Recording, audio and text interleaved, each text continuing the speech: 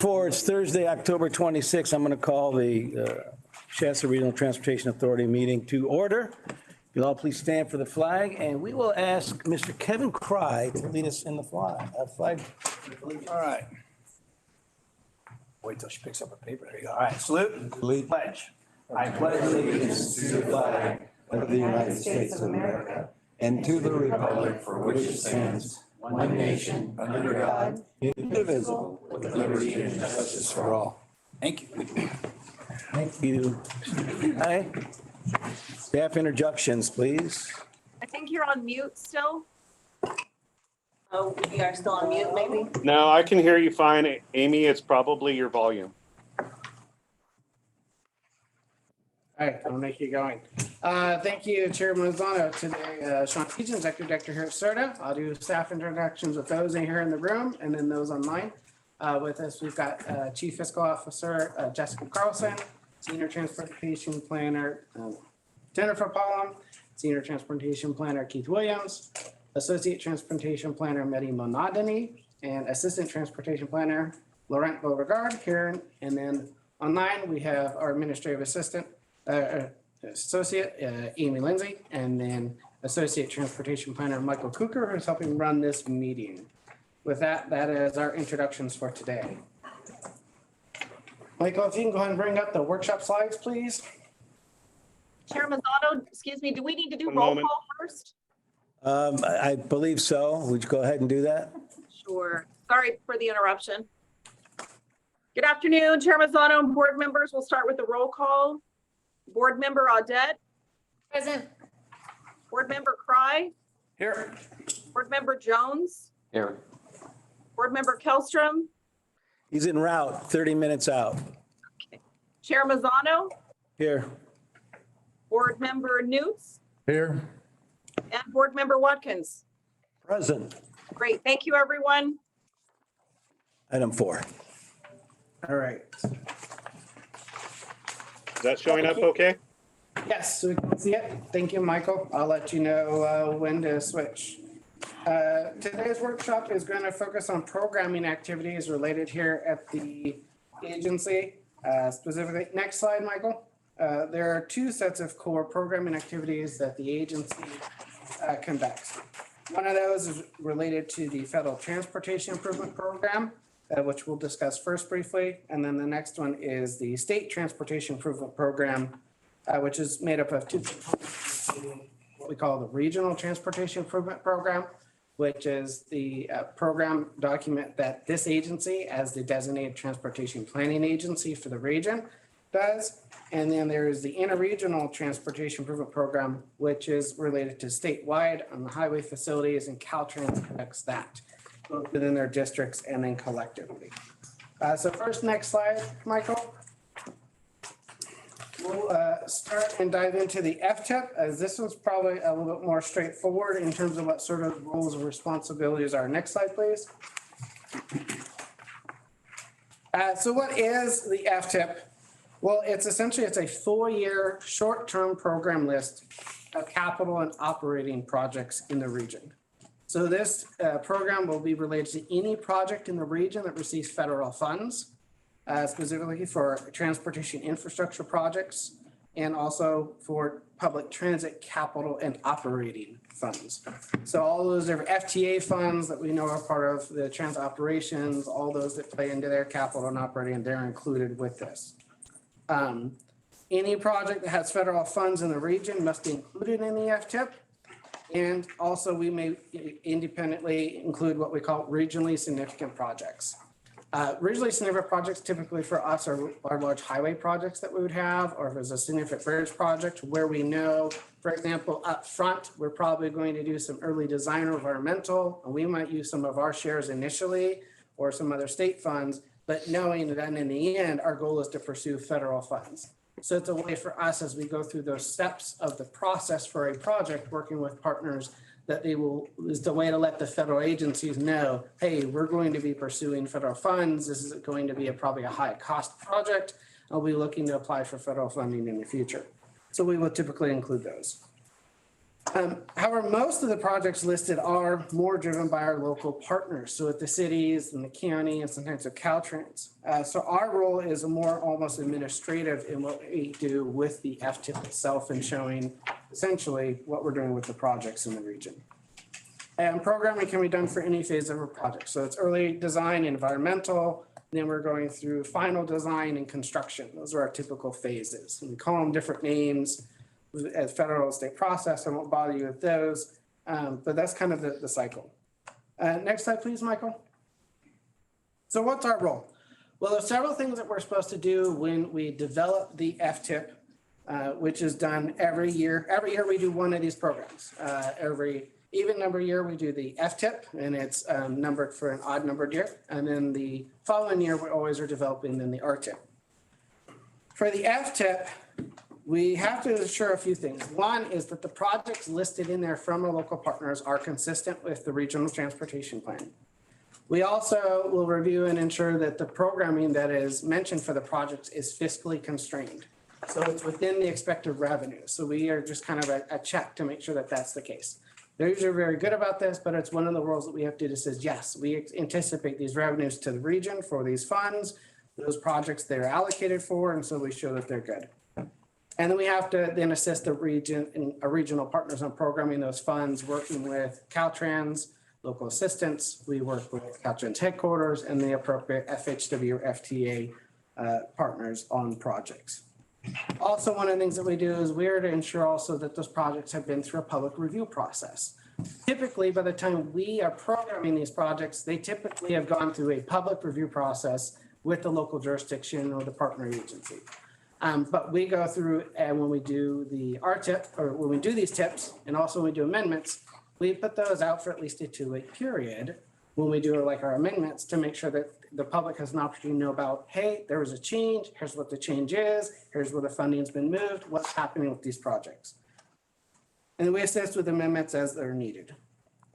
One other role that we would have to do if we did not had good air quality, so if we were in considered non-attainment for certain air pollutants, we'd have to do conformity analysis, which requires us to take these projects, run them through a travel model and air quality model, and show that they're going to help, reduce impacts to air quality to what standards are. Because we currently are in attainment for all federal air quality standards, we do not have to go through that process. So our process for doing amendments and doing the FTIP is much quicker than in other regions that don't. And we also have to ensure that ensure how all the different projects in one form or fashion are meeting federal performance metrics, whether that's addressing safety, whether it's addressing transportation asset management, or freight, congestion, air quality, or system reliability. And the number of metrics that we have that we kind of just adopt to the state's metrics for rather than do a whole process on our own to come up with our own metrics. And we just show how those projects are going to help make progress towards those federal requirements. And we typically go through 10 to 15 amendments in any 2-year cycle for the FTIP in the process. Next slide, please. So this is just kind of a short listing of some of the different types of fund sources, whether it's the carbon reduction program, FTA grants for transit, highway safety improvement program for safety projects that our local partners will apply for areas where they're having problems with accidents, fatalities, or just injuries, and they can get funds for those. Also, if there's funding for bridges and other programs that are available. Also, the FTIP will show match funds. So typically we may have our STIP resources, or maybe some local funds or other state program funds. So we also show what those match funds are as part of that fiscally constrained process. Next slide, please. And this is just a quick slide to show you roughly in millions of dollars for each of our last 4 FTIP cycles, roughly what we've had programmed and combined local, state, and federal programming. So we've definitely seen an uptick in the amount of funding that we receive, both at state and federal level, in the recent FTIP that we had. And so that's why you see we've seen quite a bit. That's an uptick, like doubling? Yeah, doubling there. Yeah, a pretty good uptick. Increase. So, yeah, someone says I gained a couple pounds, it's like usually you think 2, maybe 4, but if that's an uptick, like, Yeah. Holy cow. All right, I'm just trying to get the lingo down. There we go. How Sean communicates. But what I, 160 extra $1 million. this is over a four-year, the four-year period that we have, so it is showing where those funds are being used. And what we like to be able to show about this is that our region, our partners have been successful in getting grants. Sean, doesn't that really reflect Biden's, federal reduction benefit, federal reduction, which really increased spending exponentially? Well, this is all related to funding that's been approved under the IJA, Infrastructure Investment and Jobs Act, which is a specifically constrained program, a federal program, 5-year program of funds that can be reasonably expected through the federal gas tax dollars that we have. So this doesn't include, when you're looking at other additional discretionary funds in there. This is just looking at the typical programs that are available with federal funding that we have. I would add that in this, what we've seen there is a significant amount of state funding that falls into a number of these projects. But most of that's grants, isn't it? Correct. These are competitive grants, primarily most of it. The only area where we have more formula funds on the federal side is on the transit side. So RABA has a number of formula grants. We call them FTA 5307, 10, for urban and rural services. Those are the only real formula program funds that we get. And those come mostly from gas tax? Yes, correct. All right, next slide. We'll move on to what we call the State Transportation Improvement Program and RTIP, the Regional Transportation Improvement Program. Next slide. So this is our state programming document, and this is one that we are going to be working on actually this board meeting and next board meeting for ongoing discussion. We have an item later, it talks a little bit more about the RTIP preliminary recommendations. What is it? Well, the STIP/RTIP is similar to the FTIP. It's a 5-year list of transportation capital projects, which we update every 2 years, every odd numbered year. And projects in the RTIP/STIP must be fully funded or expected to be funded when we program these. So we typically try to not program partially funded projects for what we have available. And like I said before, there's 2 components to this where the RTPAs in each of the different counties and our regions prepare the RTIP, and then Caltrans prepares the ITIP, which is essentially the same thing, except for the ITIP by Caltrans focus on the state highway system. We typically will focus on the non-highway system, but sometimes we have projects like when we work with Caltrans and 55 Cascade Gateway, that we will also list because we have program funds, they have funds, so we will reflect those projects in both the RTIP and ITIP. The current RTIP is for funding of projects from fiscal year 24-25, so the upcoming fiscal year, through fiscal year 28-29.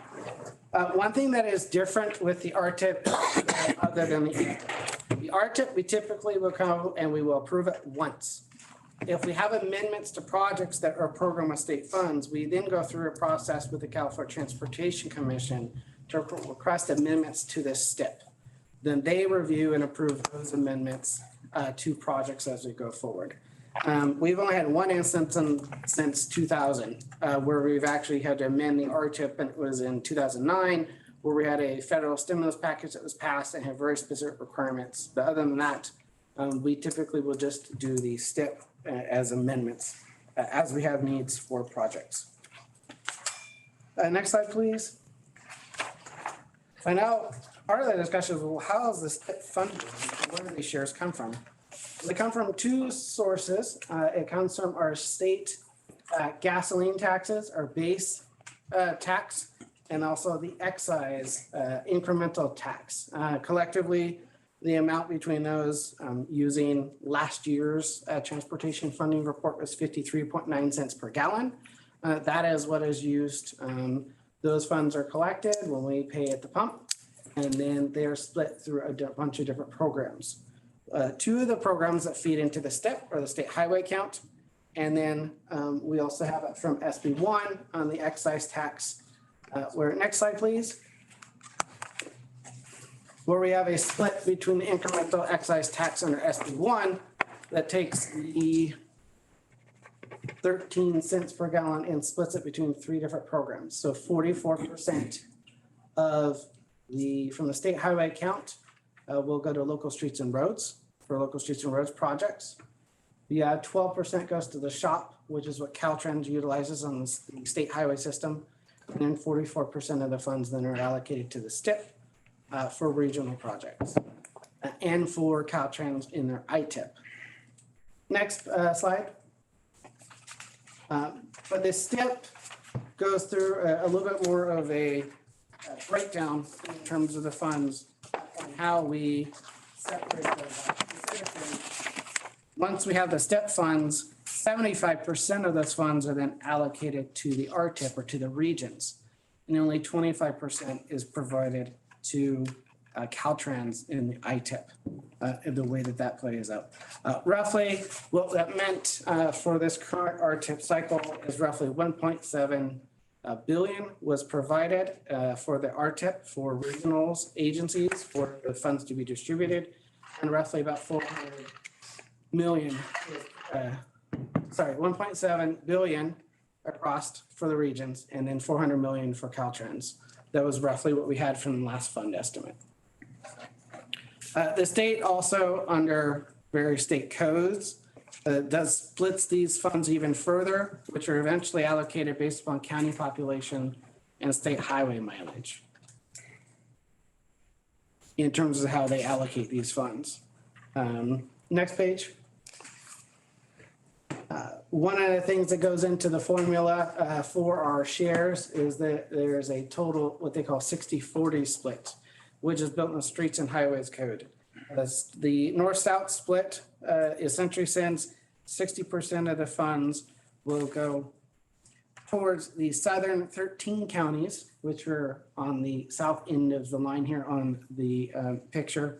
And then 40% of the RTIP shares go to the other remaining counties north of the line. The SIP is not the only program where this fund distribution is utilized, where they take a fund source, split it between those two groups of counties, and then distribute those funds then by county population and highway mileage or roadway mileage.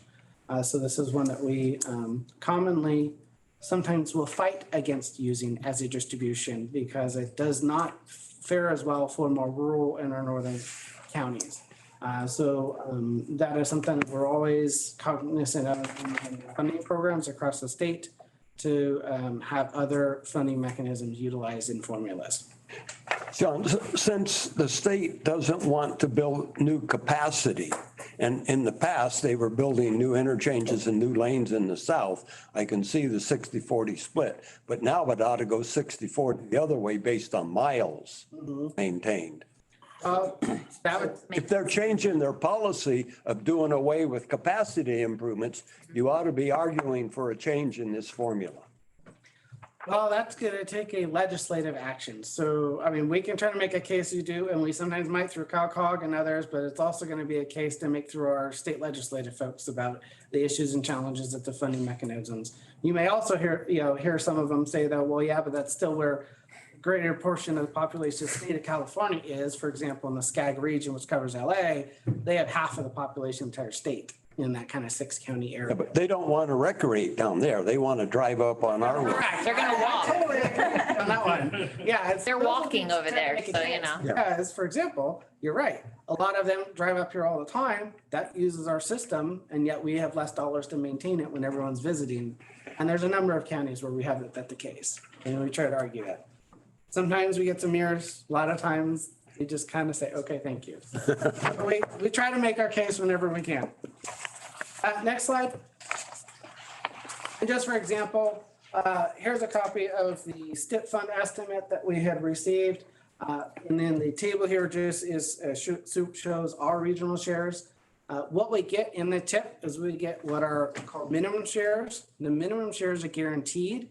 So once we receive our TIP shares, they're not taken away from us. So the minimum amount here at 4.2 million, those are our shares. We will have them for now until we use them. Those can't be taken.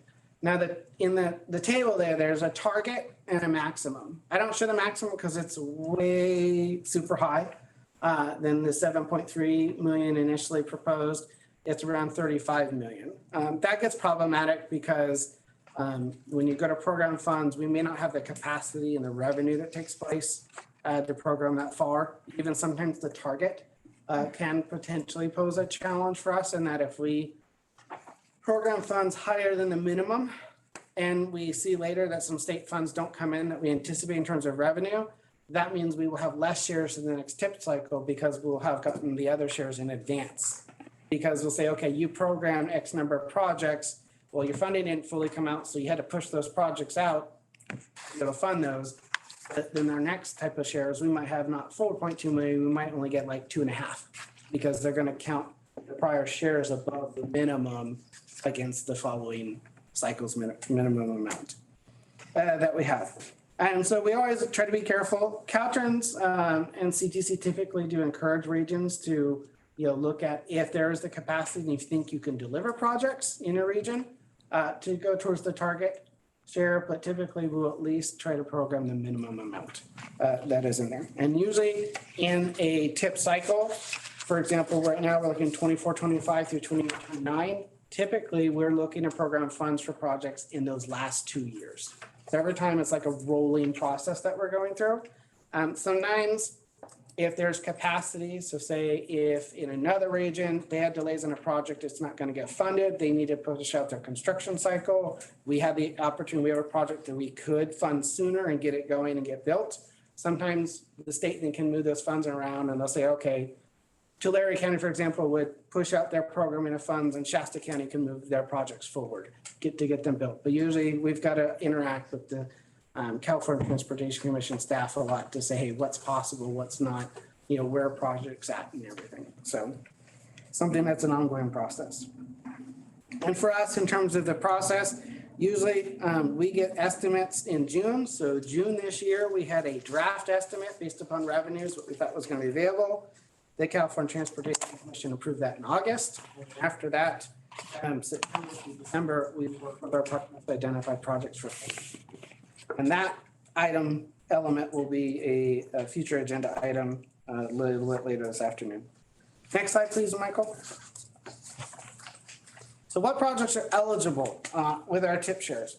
Well, typically, these projects that we're doing with TIP shares, we're focusing on a lot of our expensive regional projects. That is what a main focus is. So our state highway projects, that's definitely a huge emphasis of what we are focused on.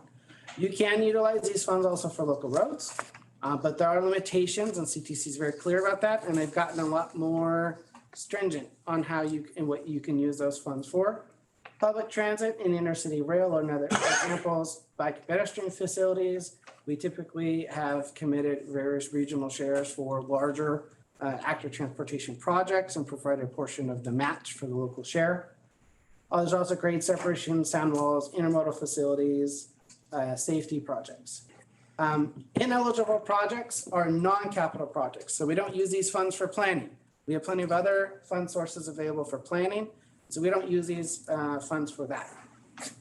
Also, road and transit maintenance are not an eligible use of the RTIP shares. We use others like our RSTP funds, our road maintenance rehabilitation account funds under SB1. Those will be used.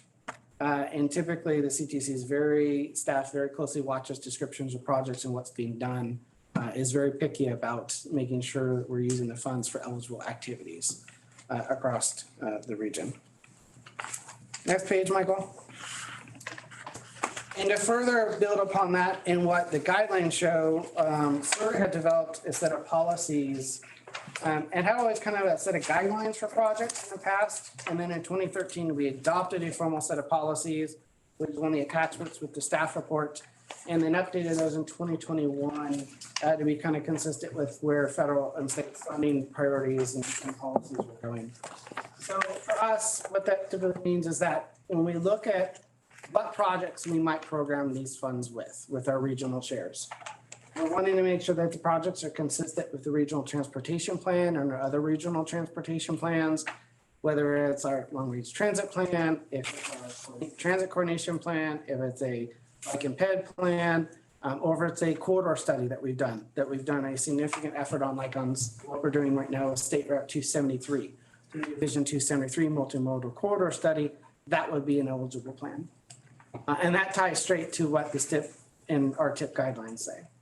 We also look at whether projects have the ability to leverage other funds for the region, whether they also have multimodal benefits. There is a priority, and this is within the guidelines as well, for new construction or reconstruction projects. Also, what's the likelihood of the project to have full funding? Are there other funds that we've tried to be able to combine, to leverage? And then also, if we have projects with more than one partner, do we have an eligible cost sharing that is applicable? Next slide, please. And there's just a quick summary of some of the projects we've had from the past or current. So over the last couple of decades, obviously for us, our highway projects are very expensive. So we spend a lot of our shares because we only get so many here in the region. So I-5 Deschutes Road northbound off-ramp in the Anderson area, the Reading Anderson 6-lane, Fixed by Cascade Gateway, which we're looking to work with Caltrans. Caltrans looking to construct and start in about a year. We've also had the Cottonwood truck climbing lanes in the past. That's what we would use our shares for. DNA to downtown, between the 44 interchange here to downtown. That was where we used a significant amount of funds, Airport Road Bridge and Cypress Avenue Bridge projects. And then some of our active transportation projects in the past.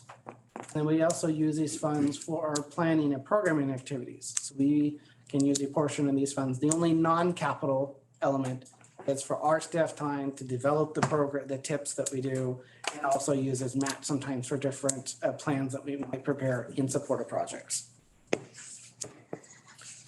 Next slide. So kind of looking ahead, I know it's been a bit of a question too, with someone's like, hey, I-5, we're kind of getting there. What does that mean, in terms of how might you use regional shares in the future? One, I think, a board priority has been for, 2+ decades has been to get I-5 completed all the way up from essentially Cottonwood to State Route 151, where you get off of City of Shasta Lake. So seeing the Fixed by Cascade Gateway project completed first is one of our highest priorities to be able to get done. Then, of course, we have other routes, State Routes 273, 299, 44, and 151. In our RTP, we've also have identified unfunded long-term interchange projects on I-5 and 44. We have about 8 different projects that Caltrans has identified where, depending on the situation, additional work will need to be done that could not have been done with prior grant funds. There may also be bridge intersafety projects that come up and where we may consider providing some match funds to leverage to get some improvements. And then we do use shares for active transportation match, which has allowed us to leverage for our local cities through the ATP program and others. So those are kind of just looking ahead. What are kind of our needs that we've identified in the regional transportation plan? But of course, it's always up for discussion. We as staff work with our partners to come up with what we think preliminary those projects are, and we present to you for final review and approval as part of these. Next slide, Michael. I think that ends my presentation on this. If you have any questions. When I first got on this committee, I asked for a acronym chart, which was very helpful. I would recommend that we bring that back, obviously for Mr. Kellstrom and Mr. Fry. It helps. Yeah, we can do that. We can add those. Available to them. That concludes item 4. That's our workshop for today. We have no presentations. We'll move into public comment. Is anybody in here making public comment today? Well, we'll have an opportunity for public comment on the individual agenda items. Won't we? Yes. Amy? Anybody online for public comment? No, I do not. Thank you. Okay, thank Nor you. do I. Move to item number 7, the consent calendar. All matters listed under the consent calendar are considered to be routine and will be acted upon by one motion. There will be no separate discussion on these items unless good cause is shown prior to the time the agency votes on the motion to approve. Anybody want to pull anything off the consent calendar on the board here? If not, I'll entertain a motion to. I move approval of the consent calendar. A second. We have Amy, Mr. Watkins has made the motion to approve, and Ms. Audette is seconding the motion. All in favor? Aye. Aye. Opposed? Motion carries, Amy. Great, thank you. Let's move to the regular calendar. Item number 8. Executive Director's Report is an information-only item. I believe that's you, Sean. Yep, thank you, Chair. I just have 4 quick items to mention to the board. One, a quick update on our building. Staff had met after last board meeting with our architect and our tenant downstairs to talk about options with the HVAC system itself.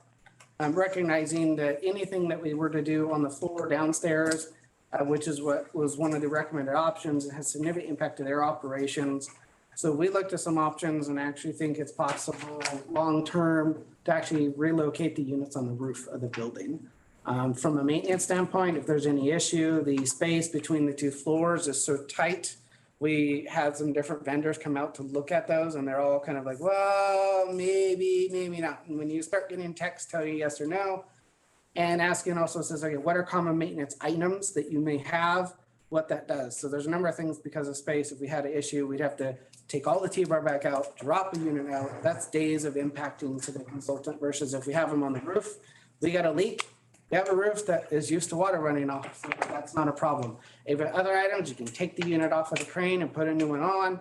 Other maintenance items can easily handle on the roof and you're not impacting space. So our architect is reviewing that. They had to do some work to review our truss system on the roof to make sure adding 2 more units on there is going to be safe and will work.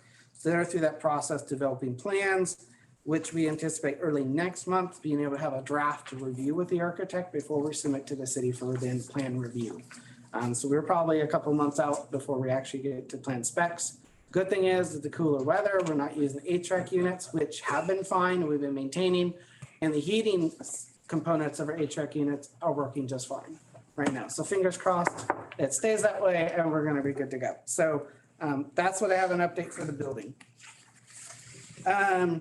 In terms of legislative updates, just a couple of things. Governor Newsom. Please. Yeah. Get my history back here. Doesn't matter. By October 14th, a number of laws, bills had to be reviewed and approved. A couple ones that were interesting from our perspective of watching what was taking place was essentially nothing had changed in terms of Brown Act requirements related to flexibility for regional agencies. The only bill that did get passed, essentially it was written to apply pretty much only to LA County, which a lot of folks were upset over that it was changed because originally it would have applied to any city, county officials that serve on a number of boards to be able to participate remotely with all the other requirements, having to post all the other stuff. The only thing that did change was essentially the allowance of if we have other health emergencies declared locally or statewide, for those other items where we didn't have to post to each location, you didn't have to be within a certain number of miles of it. Those are included for now until whenever. And then legislative bodies have a longer period to continue to declare that there's an emergency should we have one. An interesting one was ACA 1, which now allows for propositions by a city, county, or special district to add an ad valorem tax for the purpose of constructing, reconstructing, rehabilitating, or replacing public infrastructure, affordable housing, or permanent supportive housing. And now only has to pass with voter approval of 55%, rather than typically 2/3, which is required for special or ad valorem taxes. So that was something that was changed for the state. So it'll be interesting to see how that plays out for anything in the future. SB 617 has a benefit for a number of agencies, specifically transit districts, municipal operators, joint powers authorities, this agency as an RTPA, or other local and regional agencies to utilize what they call the progressive design build process for associated public works projects. Typically, mostly your cities and counties only could do that process, and there's a limit on the number of projects, I think about 15. That allowance for the progressive design build process was expanded, which is helpful for like transit districts, for RABA, for Virginia Health, others that have some other public works related projects that they could use those. Typically, they're for more expensive projects of $5 million or more. So this could have some benefit in the future as we consider the idea of adding a hydrogen station in the region to benefit intercity and regional public transportation and a local government. The last one was one that we were not really aware of a whole lot until late, but it has a potential impact for us in future regional planning when we look at parking and other things. It's EV 1317. And what the bill did is, and I look at this as a pilot bill, the way they look at it, because of how it was written, is that it requires owners of specific types of properties that provide parking to do what they call unbundle parking from the price of rent. Unbundling is described as the practice of selling or leasing parking spaces separate from the residential lease itself. So if you have the example here is a property that has 16 or more residential units, like a townhome or in Reading, you've got K2 did the downtown affordable housing project. Now, caveat is affordable housing projects are exempt, but that's an example of the size of project that would have parking. And if that project doesn't provide garages for every individual unit, it has just parking spaces around it.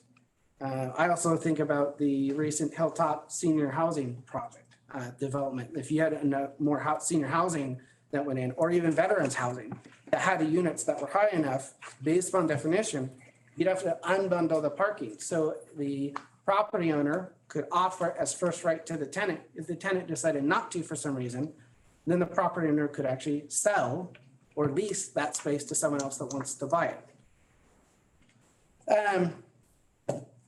But the interesting thing is that, one, it applies to properties starting in January of 2025, and it only applies in 10 counties, including Shasta.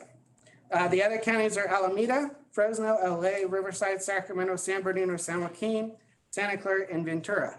The next closest county in population to us has 700,000. We tried to reach out to Assemblymember Carrillo, who was the sponsor of the bill, try to understand a little bit better what was taking place. We reached out also to Senator Dolly and his team to ask. Really didn't get much of a thing other than, well, we did some looking at stuff and we wanted to find different properties and we got the runaround, essentially is what we got. So we're not really sure why, other than they wanted to test it in a maybe a more rural county, but they didn't really consult with anyone. Sure, that's what it is. Yeah, just the way it is.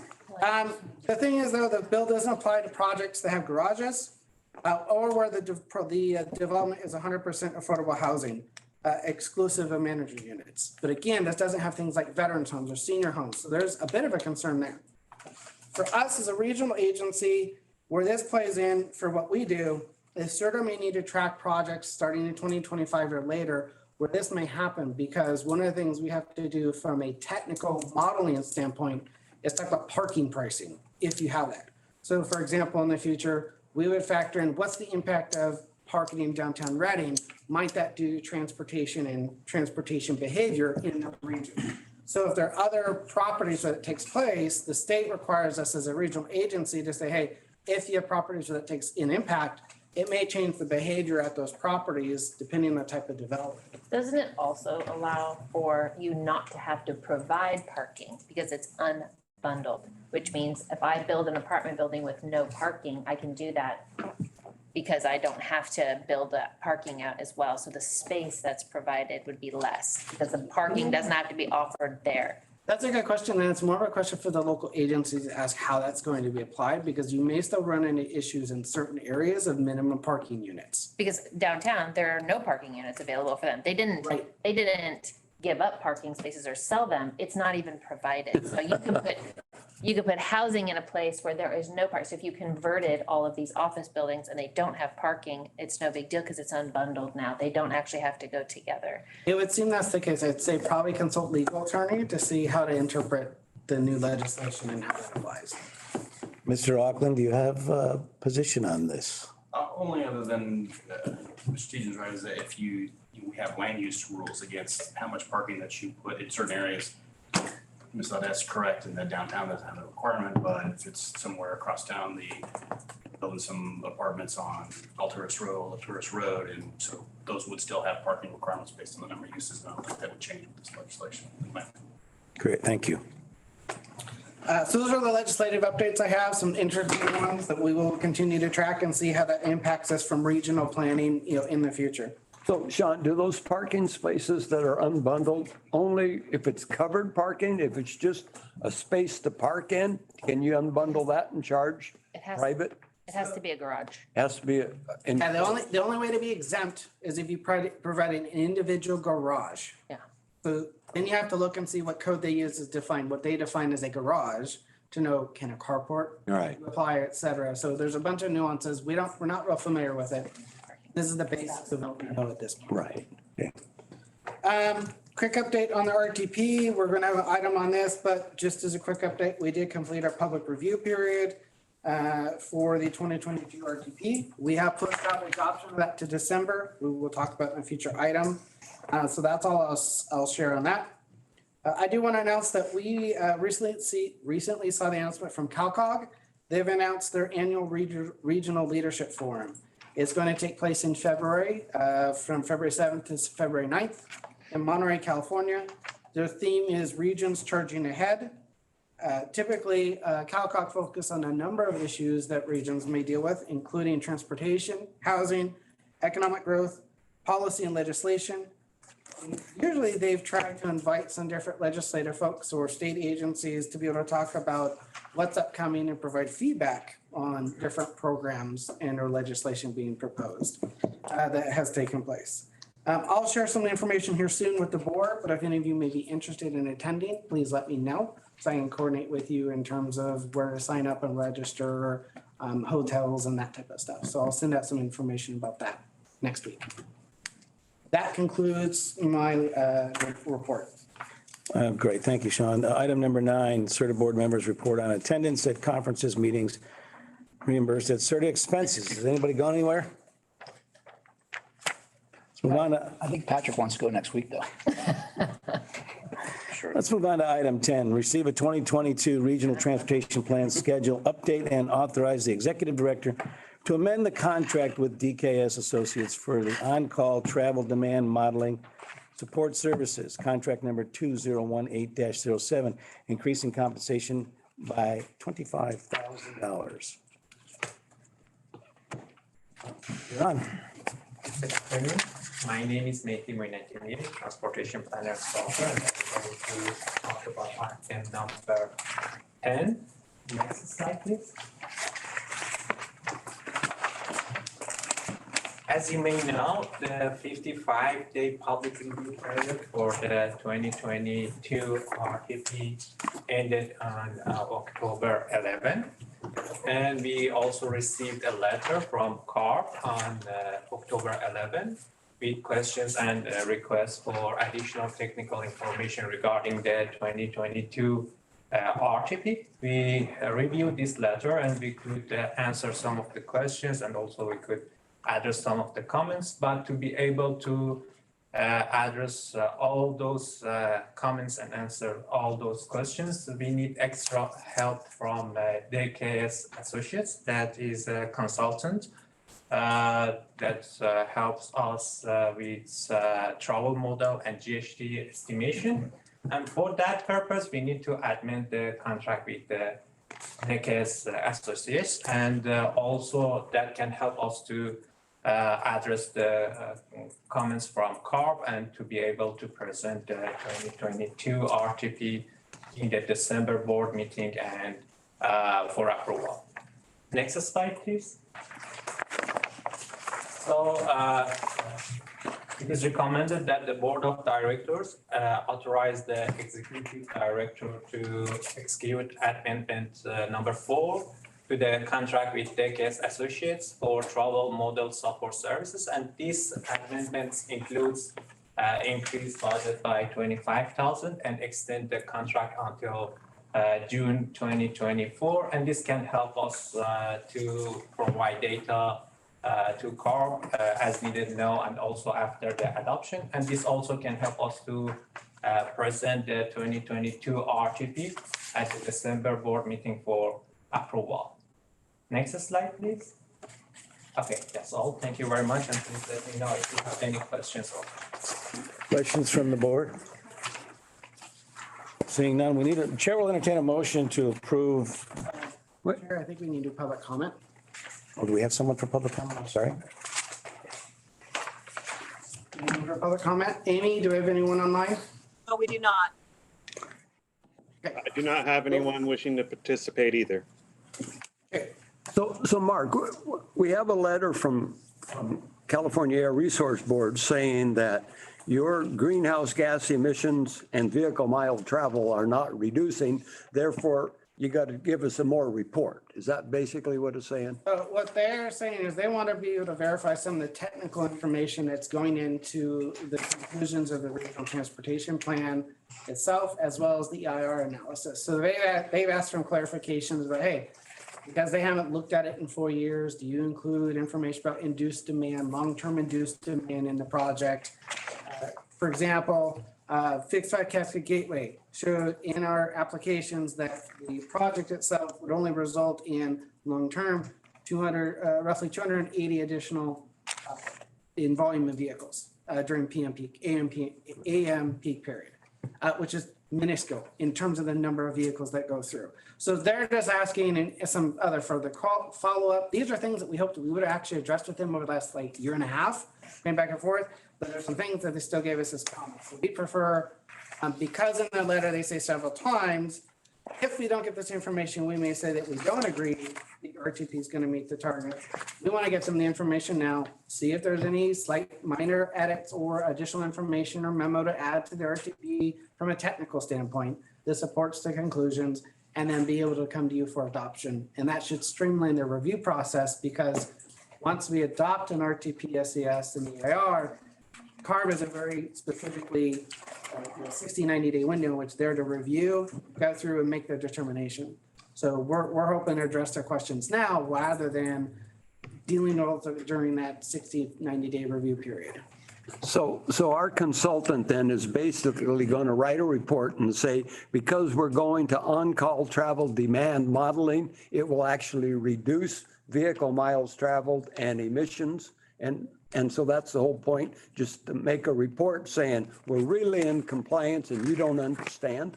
All right, that is also filled up a couple different tables. They have a couple of tables. They want to ask about all capacity increasing projects. They want us to provide additional information, which we don't go into in the RTP project list, because we only say, look, here's a rough idea where the project's located, rough description. As those projects get developed, then you figure out all the design parameters. So we're trying to show them the basics of where they're at in the model. So it's also giving some additional data so they can review it, see what they're saying. We're in agreement. So if they gave us a grant, we'll go ahead and spend the $25,000 of their grant to give them an answer. That's right. Correct. No, Just we're keeping them in business. Yeah, we'll keep them in the loop. Yeah. We're trying that one. no further discussion. Chair will entertain the motion to authorize our executive director to amend the contract. Do I have a motion? Second? I'll second it. Amy, that's Mr. Jones on the motion and seconded by Mr. Watkins. All in favor? Aye. Aye, all opposed? Carries unanimous, Amy. Thank you. Thank you. On to item number 11, adopt resolution 23-11, certifying Federal Transit Administration enhanced mobility of seniors and individuals with disabilities, section 5310, applications. Jennifer. Thank you. Thank you, everyone. Chair Mazzano and board members. Jennifer Paul, I'm Senior Transportation Planner at CERTA. This item is written with regard to the Federal Transit Administration 5310 program. CERTA is required to score the traditional applications, which is typically for capital vans and vehicle purchases for the 5310 program. The RABA submitted an application for traditional and enhanced 5310 program, and CERTA is required to score the traditional application. We went through that process, and now the board needs to adopt a resolution certifying that the applications are consistent, you can see in the resolution, but consistent with our regional transportation plan, part of that they coordinate with us. There's several things that are required, and we're certifying that have done that, and then it is, the recommendation is to also authorize the director to provide any additional feedback that the grant administrators ask of us. Questions from the board? Public comment? I just want to know if these are good scores.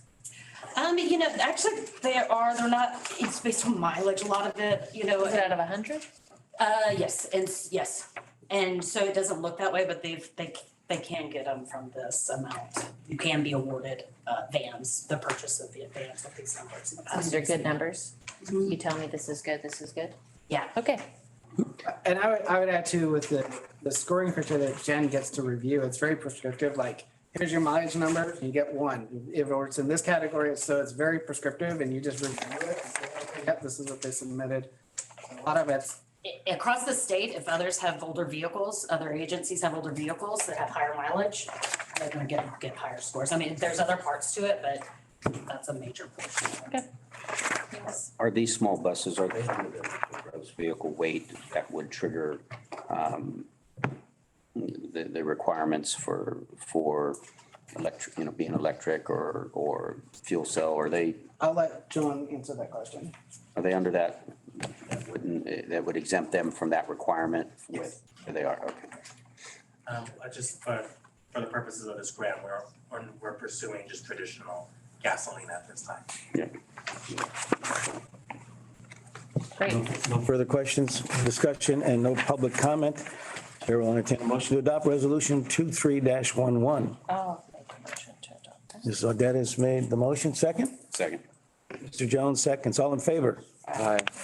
None motion carries. Amy, did you get that, Ms. Audette? And then Mr. Jones? Yes, thank you very much. We got to item number 12, approve the preliminary 2024 Regional Transportation Improvement Program, RTIP recommendations. Item number 12. Thank you, Chair. I will present on this one. We've already talked about kind of programming, where that takes place as a summary. The RTIP's a 5-year program of projects in the region. We update every 2 years. Eventually, this is submitted to the California Transportation Commission by December 15th. So they can then bring all of the projects together, review them, and approve them by April of 2024. Is the schedule. For the fund estimates that are available, we estimate right now that we have roughly $6.8 million in new programming capacity with the RTIP, which shows that we have with a $4.22 million, as we looked at earlier, minimum shares guaranteed to the region.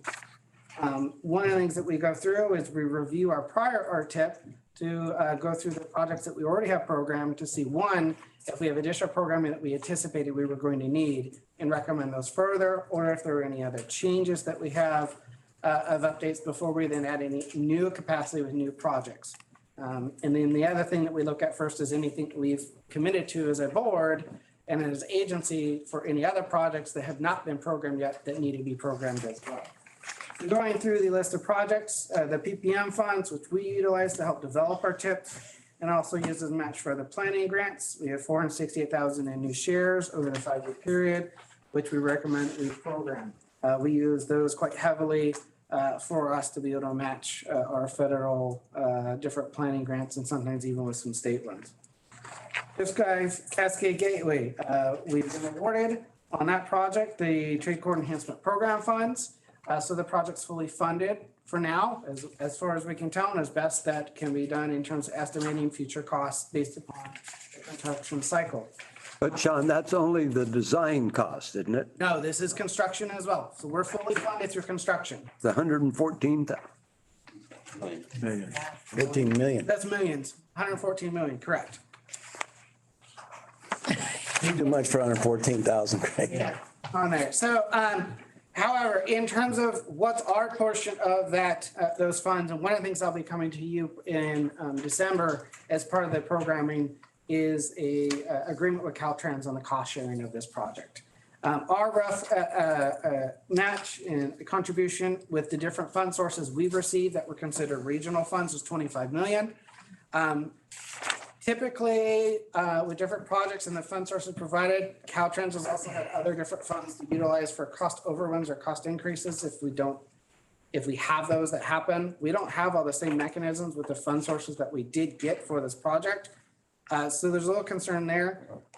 What I'm recommending to the board is, and I'll have a final number for you in December, is roughly 2.5 to 3.5 million of additional shares that we set aside for this project, because we're still seeing I just saw at the last CTC meeting with headquarters, Caltrans headquarters, different elements, pavement or pipes, and different elements or different costs are going up. Some are actually going down, but there's a lot of unknowns in terms of what we're going to have. We still have supply chain issues. Obviously, what's going on in the Middle East is going to have an impact worldwide in terms of different supplies. So in planning for that, I want to set aside some funds now that we've got them set it aside for any unanticipated costs that we couldn't have anticipated already budgeted within the grants that were done. So that's what I'm recommending is roughly is 2.5 to 3.5 million. I'll have a final number for you in December as I've been talking with District 2 staff. Reading's Turtle Bay to Downtown Gap Project, that has received their funding. Construction is expected in 2025. So they have provided previous funds for match, but at this point, there is no further programming recommended for that project that we did program in the previously. CATA project, which we talked about, is going away, so we'll be looking to unprogram those shares at the appropriate time and then be able to reprogram those in the future. Another project that has been part of our programming in the past was the North Reading Active Transportation Trunk Line Project. Essentially, this is a project that has been in discussions between SRTA, Reading County, Shasta County, and Caltrans D2 staff about a section between Lake Boulevard to essentially College View, of being able to connect Shasta College with the neighborhoods in the area and across to shopping, employment centers, neighborhoods. But there's a few different challenges that we have for that corridor with easements and right of way and who has responsibility. You have Caltrans, Reading, and the county all have different rights of way in this area corridor, and also environmental concerns with Turn Creek. District 2 staff was willing to present an idea to the management to look at having Caltrans D2 do a corridor study instead for this project at first on behalf of the region to explore design options and grant opportunities. In conversation with their staff right now, they're not asking for any funds from the region. I'll be confirming that. And if so, we may then unprogram these funds for now until the study is completed, with the need to know that we probably may need to work with Caltrans or other partners for a project for down there to kind of tie all their projects together. And then 2 new projects that the agency CERTA is committed to providing funds towards in the past, both to City of Reading ATP projects, Beat Street Boogie, and Victor Improvement Project. Combined total between those 2 projects is 1.8 million in our regional shares. CERTA said that, hey, for any projects funded, we'd provide half of the local match. And so we're recommending those 2 projects at this point now that they have received. On the Victor Improvement Project, it mentions a mini roundabout. Where is that proposed? One of the neighborhood roads, actually often they're off to the west side of Victor. So there is going to be a roundabout, part of a previous project at Cypress. But as you go north on Victor, we're going to be widening that out and adding a better sidewalk and as you get into the neighborhood a little bit, there's some areas in there that we want to do some, we call traffic. Like we have on Walnut Street. So it won't be on Victor, it'll be on Mistletoe? Not on Mistletoe, but one of the neighborhood streets.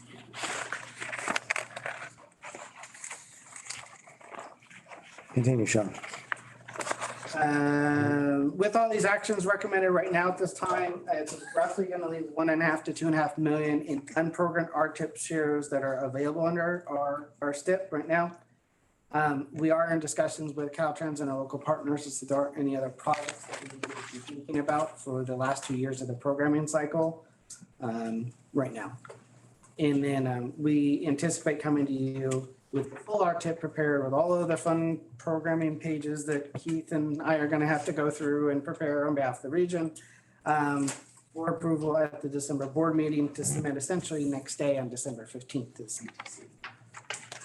Sean, going back to the Fix 5, the $115 million project to make I-5 6-lane, it still has the sentence in there that says, the project also includes adding an adaptive lane management signage system for trucks only during emergencies. I thought that that was going to be a permanent truck lane on the left and that they wouldn't have signing just for like snow emergencies. So has that project changed? No, it has not changed. So it is proposed to be a truck only lane. The signage will be permanent up there and it will allow, and Kelly can correct me anymore. You want me to explain a little bit? Yeah, because essentially it allows them to have flexibility to move, change things in emergencies. It's truck only lane and emergency operations. That's what the signage is for. I see, okay. It's the sign for the truck only lane, which would be 24/7. But during emergency operations, we want to be able to have that flexibility to change the messages on this sign. Okay, so like when, So it should be and. So is lunch an emergency? Yeah, if you're taking me out to lunch, yes. okay, That should be. thank you. There's no change in the project. No, 24/7 truck only lane. And then Chuck, on, back to that Victor Improvement Project and concerning roundabouts, how come we didn't look at a roundabout at the end of, at the south end of Victor? You know, all the way down to Church Road. Yeah. There's actually, we're in design right now to put one there. Separate project.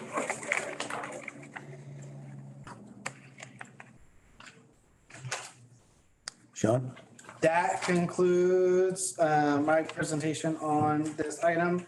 This one, there is no action needed, but if you have any feedback on the current projects, I'm happy to take those either now or even after the meeting. Well, you're asking us to approve the program. Yeah, asking to approve the preliminary recommendation. Right. Is there any public comment on that? Amy, do you have any public comment? Or Michael? I do I not. do not. Okay, the chair will entertain a motion to approve the preliminary 2024 Regional Transportation Improvement Program. You can, yes, that's fine. Yes, well, so motion. Okay, second? Second. Amy, it's Ms. Audette and Mr. Jones, all in favor? Aye. Aye, opposed? Motion carries, Amy. Great, thank you very much. To item 14, that's receive an update on the beach bus transit service. Jennifer?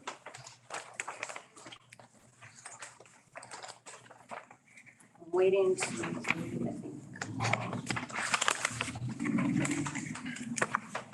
Michael, can you want me to present her? You should just be able to hit share screen and go.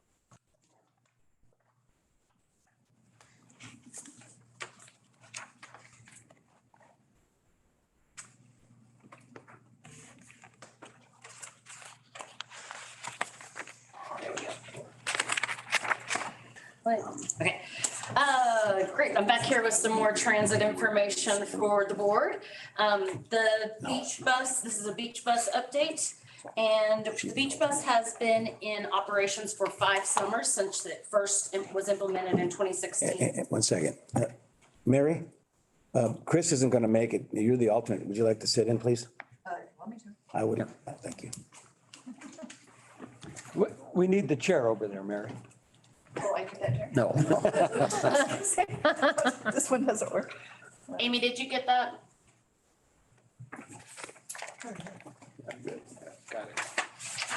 Got it. Let's move on. Okay.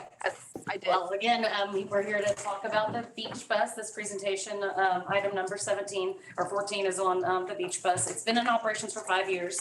It first started in 2016 with a grant with the Whiskeytown National Recreation Area, Friends of Whiskeytown, a nonprofit, and I believe it was actually from Mercy Medical at that time, or Dignity Health.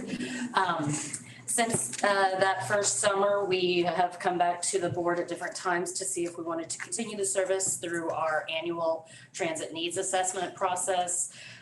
The second year in 17, they still had additional funds from the grant, and we're actually able to run that 6 days a week. So you, just, that's something to pay attention to. Otherwise, the service typically runs Thursday, Friday, Saturdays, 4 round trips daily from Memorial Day to Labor Day. The fares have been free since the beginning through the Low Carbon Transit Operations Program. We have a regional free fare program, and they've been covered by that. It starts in downtown Transit Center, Reading's main center, Transit Center. It does go have a stop at the Shasta State Historical Park and in Old Shasta, and ends at the Brandy Creek Beach in Town.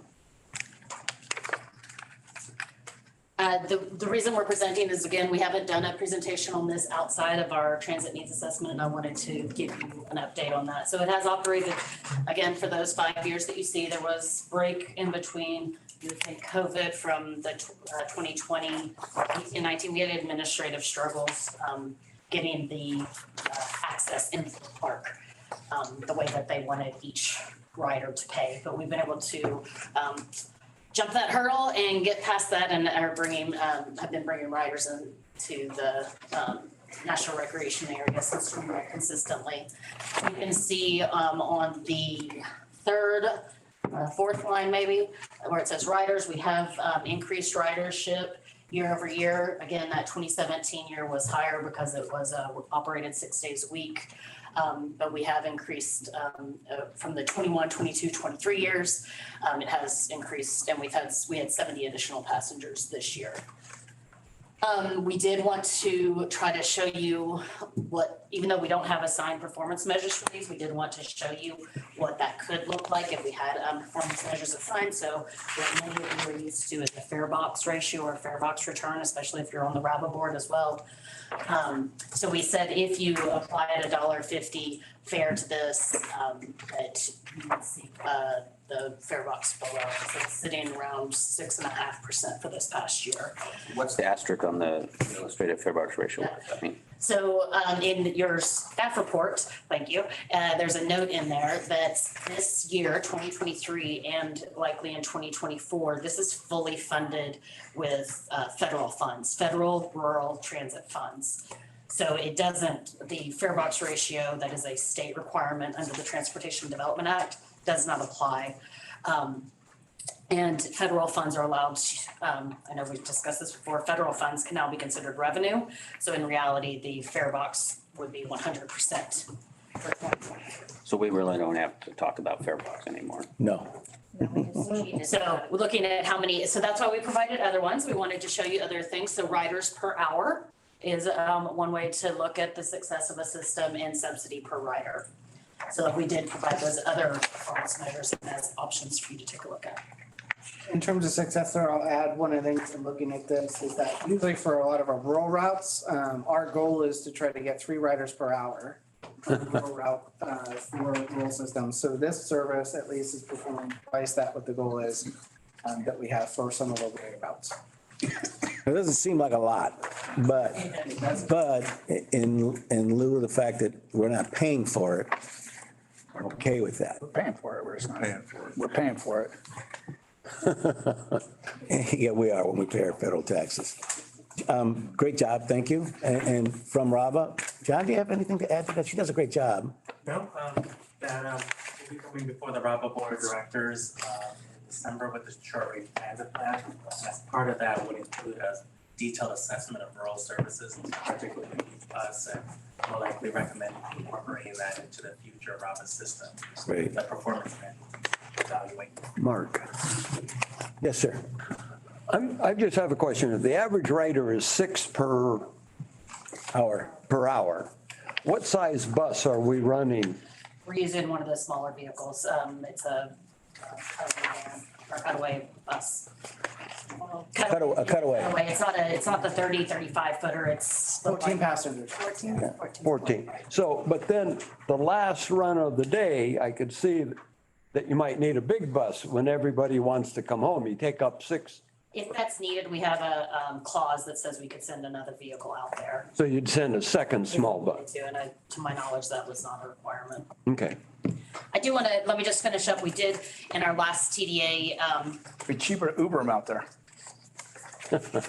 Anyway, in the last TDA budget, the 23-24 budget, we did go ahead and approve funding for 2024.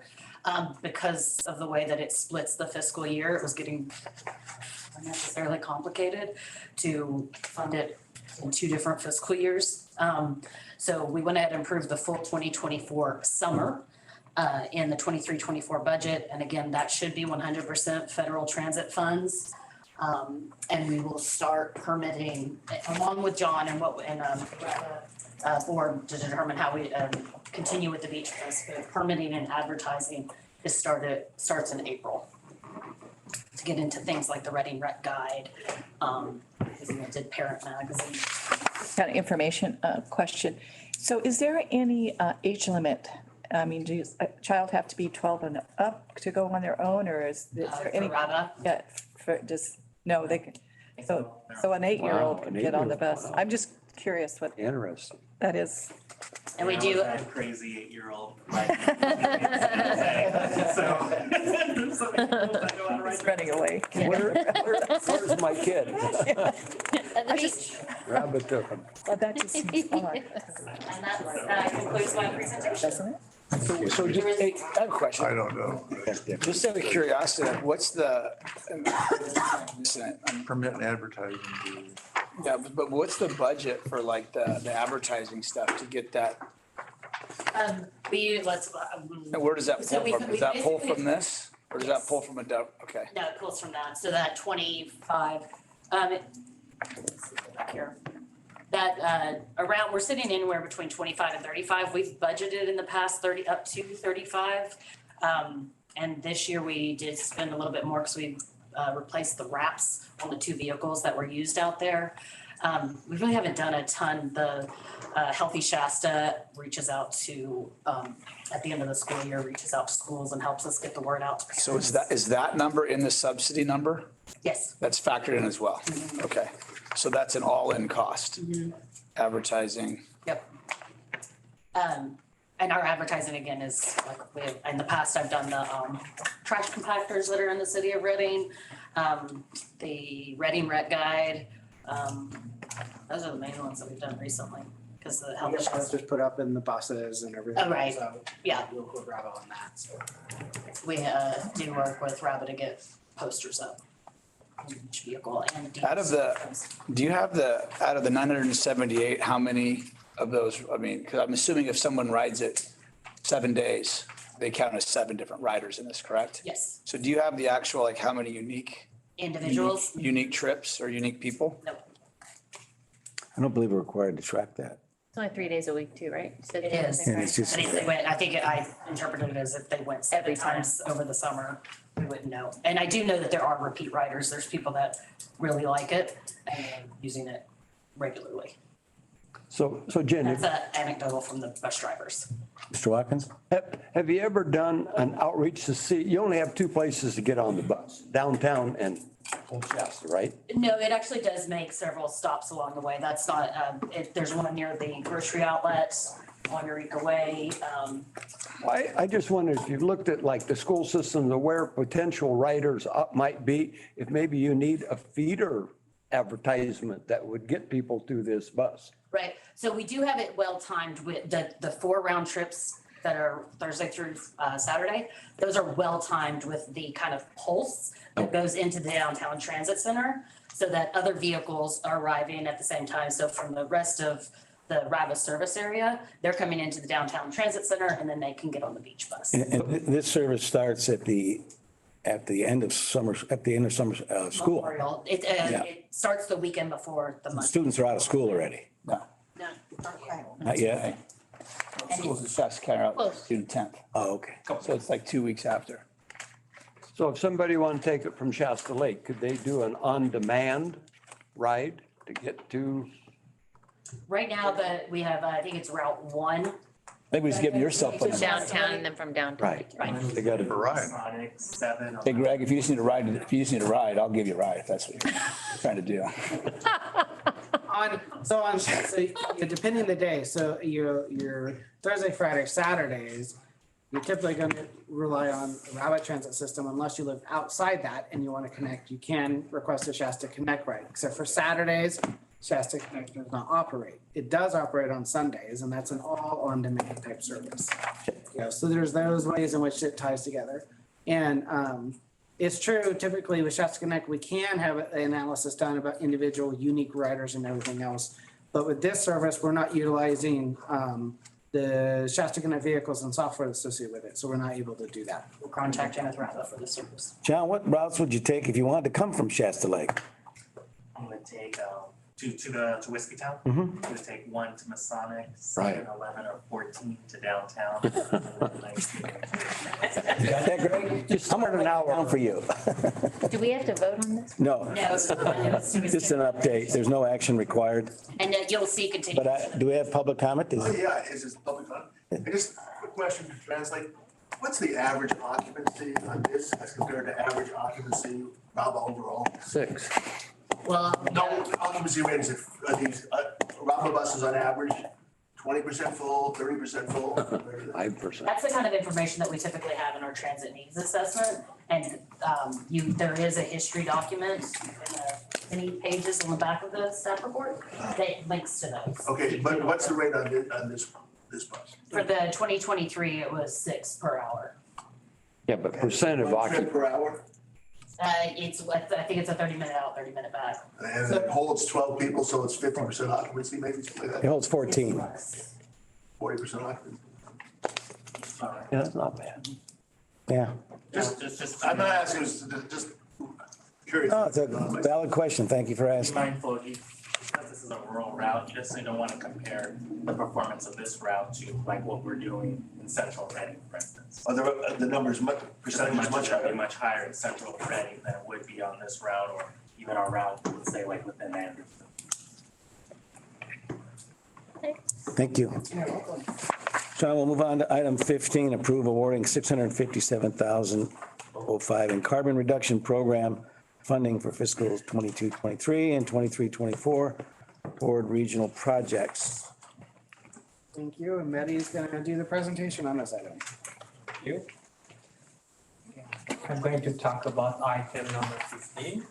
That is awarding around 657,000 in carbon reduction program for fiscal years 22 and 23. Next slide, please. As you may know, the CRP funds are available for 5 years, and 65% of these funds are considered as local CRP funds that are distributed to MPOs based on population. And the SRTA received around 655,000 for fiscal years 22 and 23. Projects for CRP funds must be selected and programmed by SRTA for the Shasta region and using a competitive process. So SRTA issued a call for potential projects on July 24, and the due date was October 25, and we received 4 projects. Next slide, please. One of those projects is implementation of microtransit services proposed by ROBA. This project includes providing microtransit services for 5 zones operating Monday to Friday from 6:30 a.m. to 6:30 p.m. and on Saturday from 9:30 a.m. to 6:30 p.m. and also for entire ROBA service area operating from 6:30 p.m. to 9:30 p.m. and Sundays from 7:30 a.m. to 6:30 p.m. Next slide, please. This project can help us to replace underperforming fixed route services with an on-demand service. And also it can help us to provide connections to frequent fixed route services along the major routes. The requested CRP fund for this project will be used as a startup funding for operational costs.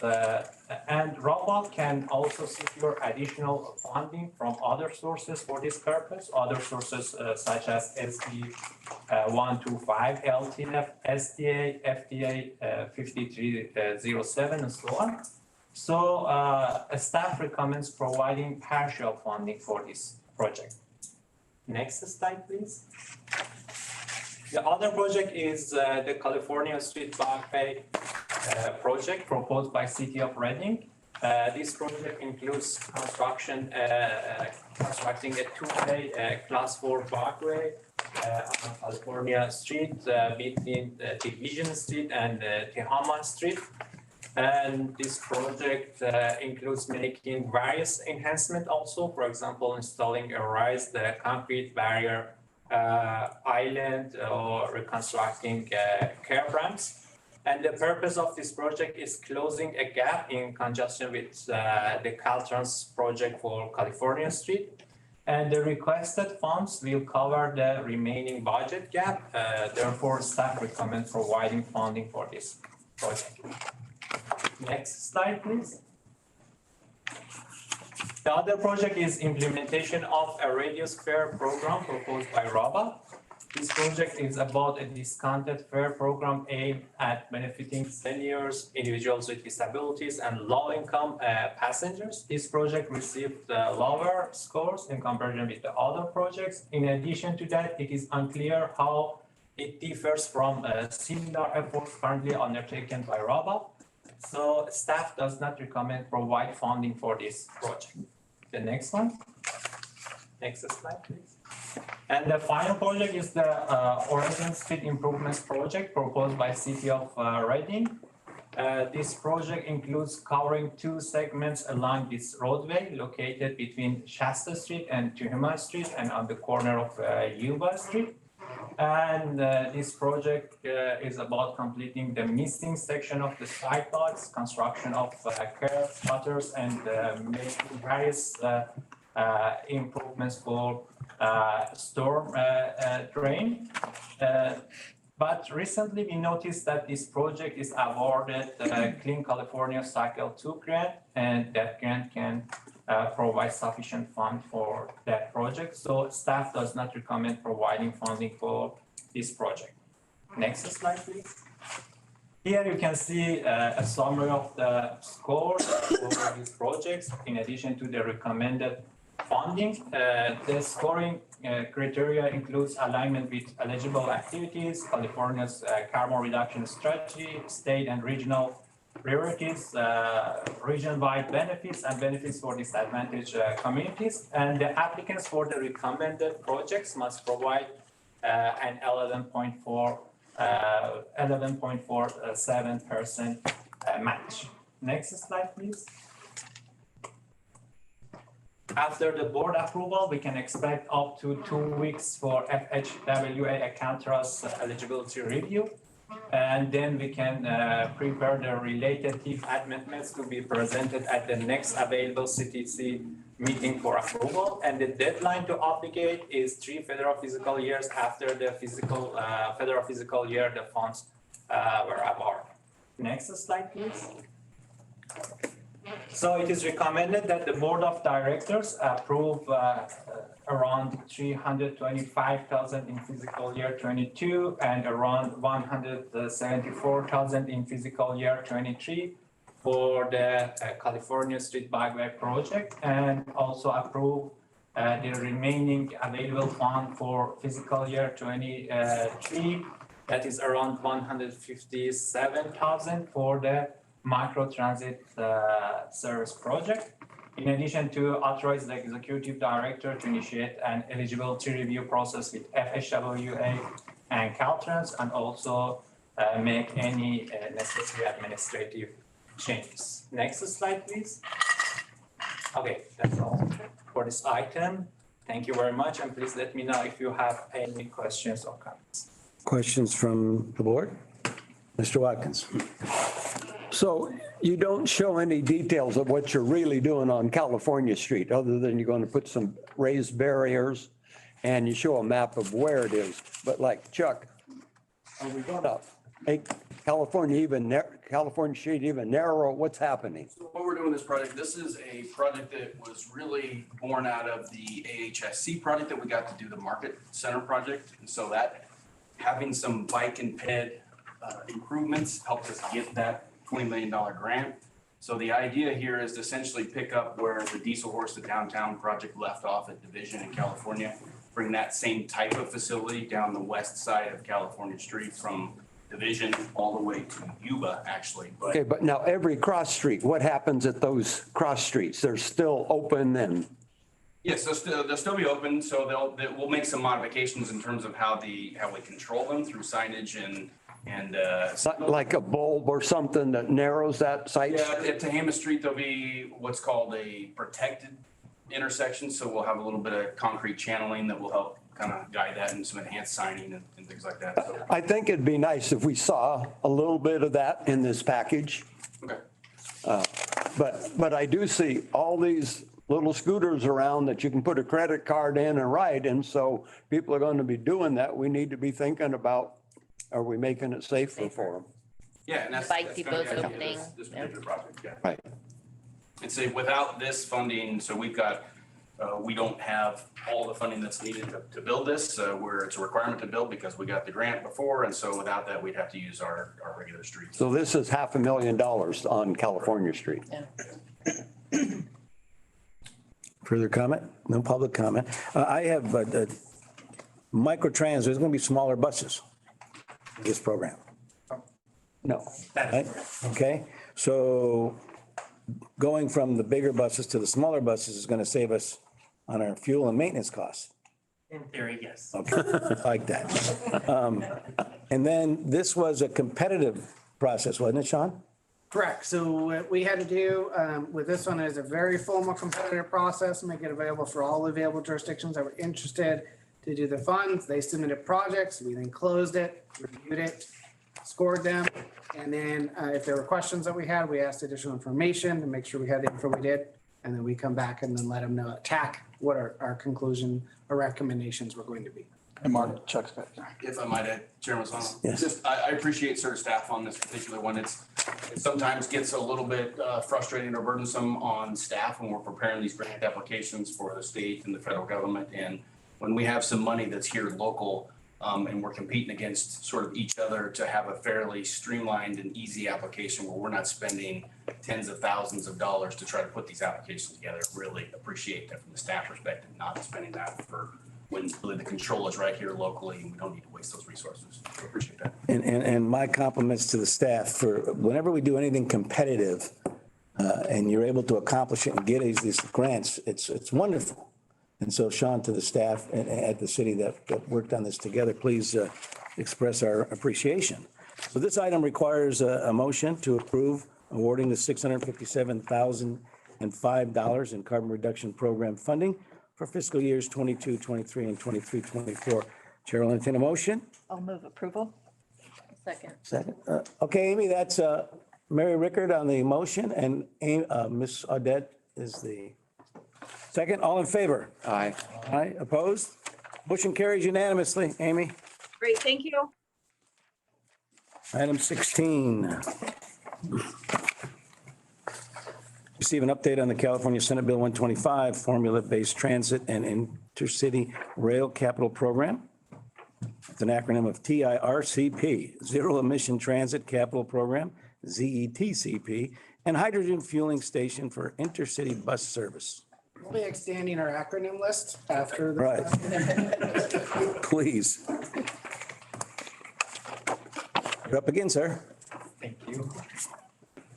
Okay, as you may know, the SB 125 adjustments to the 2023 Budget Act provides around 4 billion for transit and rail projects in addition to 1.1 billion for zero-emission transit and operation.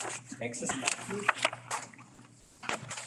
Around 21,534,000 in SB 125 TIRCP and ZETCP funds are allocated to Shasta region over 4 years, and these funds must be distributed by CalSTA to SRTA for fiscal year 23 by June 30, 2028. And there is no expenditure deadline for SRTA after receiving these funds from CalSTA. Next slide, please. These funds can be used for intercity, commuter, and urban rail systems, rail transit systems, zero-emission public transportation projects, and CalSTA is responsible for overseeing statewide funds, and regional transportation agencies like SRTA will administer funds for their respective regions. Next slide, please. The TIRCP projects must demonstrate GHG emission in addition to an enhancement in ridership, and the eligible projects include but are not limited to rail capital projects, intercity, commuter, and urban rail improvements, rail, bus, ferry integration, housing accessibility projects, and so on. The ZETCP can be used for zero-emission transit equipment, facilities, and network improvements, in addition to replacing aging vehicles fleets with zero-emission vehicles. And both TIRCP and ZETCP funds can be used for transit operating expenses to prevent service cuts and boost ridership. Next slide, please. SRTA is responsible for overseeing the administration of the SB 125 TIRCP and ZETCP funds. We need to submit an initial allocation package that includes ridership issues and including ridership strategies through 25-26 projects description and transit operator data. We need also to submit a long-term financial plan that is about ridership recovery strategies and a 5-year operating funding forecast. SRTA also needs to distribute funds to eligible public agencies for SRTA approved projects, in addition to managing those projects and providing required reports. Next slide, please. The final guideline was released on September 29, and we need to submit the initial allocation package by December 31st. And we can expect the allocation package approval by April 30, 2024. And we need to submit the long-term financial plan by June 30, 2026. Next slide, please. Currently, SRTA is working with regional partners and the transit agencies to identify project ideas. However, I can say that the initial project ideas include matches funds for hydrogen fueling station, a zero-emission pilot project for DHCL, and matching contribution toward robot zero-emission vehicles. And the long-term project ideas include a unified ticketing system for the transit services, support for Salmon Runner project, enhancing first and last mile connection, and also hydrogen station maintenance. Next slide, please. Regarding the hydrogen station, I can say phase 2.5 of the SRTA's North State Intercity bus system. This is actually the hydrogen fueling station to support intercity and regional transit service, received around 9 million in FHWA highway infrastructure program funds in 2020. Caltrans transferred these funds to FHWA carbon reduction program to extend the obligation period. And however, these funds must be obligated by September 30, 2024 and must be expended by September 30, 2028. Since SRTA cannot implement projects, both Caltrans and SRTA recommend RABA to be the implementing agency. And to have the RABA to be the implementing agency, we need to flex funds from CRP to FTA. That can help us to have RABA as the implementing agency to build a hydrogen station at RABA maintenance facility that is located on Market Street and Ellis Street. This project also needs match funds, and SRTA plans to use SB 125 ZETCP funds as the required match. Currently, SRTA and RABA are working on some kind of MOU or cooperative agreement, and we are going to present this cooperative agreement in December board meeting. And the idea is hiring a project management consultant to develop and oversee building of the hydrogen station in addition to have software to oversee the whole project. Next slide, please. Okay, thank you very much. This is an informational item and the board of directors may request additional information in future. And please let me know if you have any questions or comments. Questions from the board? Yes. Mary? I see that you have on here support for the salmon runner operation. So that's swum back to us. Yeah, so there's a number of stuff that we're looking at. So we have previously 8.6 million in TIRCP funds that were provided to CERTA for the purchasing of vehicles related to salmon runner operation, intercity operations. The state is still very interested to see that take place. Okay. But the goal there has always been from the beginning that it's a zero emission type of a service. Right. So like we've talked about in the past, challenges of battery electric vehicles, difference of opinion on that, but with the consultant that we had, short-term vehicles are fine, long-term battery replacements is an issue. And this isn't just an issue for that service. We've talked with a number of different transit operators across the state that they're now running into their vehicles with the batteries they'd like to replace. The vehicles themselves are fine. They go, that can still use for life. But the manufacturer's not interested in just selling them batteries and they can't get someone else to do it. They're like, no, I want to see a whole vehicle. So you have that as an extra challenge on the battery electric side that presents a challenge itself if you can't get like a battery lease program. Moving forward though, with the service and the type of the intent of that service is talking about hydrogen fuel cell and everything. So this project, the hydrogen station would help that. The hydrogen station also would help RAVA and CERTA through the services DND Health provides to transition to zero emission vehicles on the hydrogen side. It would also, because the type of fueling mechanism that's used, it would allow local government partners, the cities, the county, or you, Sheriff's Department, Caltrans District 2, local emergency services, that if they want to try out a medium or heavy duty styled vehicle, with hydrogen, they would not have to worry about investing in additional infrastructure. They could utilize this station as well. So the idea there is that eventually salmon operations could take place. For example, right now, RAVA is in discussion with San Joaquin JJPA to take on an intercity service between here and Chico because they're looking to get rid of it, but we still need something. That could later transition into salmon runner taking place in the future. We know that the SRTA and the state are all interested in having salmon runner take place and happen. So we continue to be part of those conversations and phases where that might take place. I'm just pleased to see that it's come back because I have had constituents interested in that, especially from the Intermountain area. Yeah, it's just we were probably a little ahead of our time on some of the thoughts of what we wanted to do and what was actually there technologically. But we've got that money there, and this is that the hydrogen station's one extra step to support including potentially salmon runner. Question, sir? Yeah, do you have to convert your current fleet or will you have to buy a new fleet?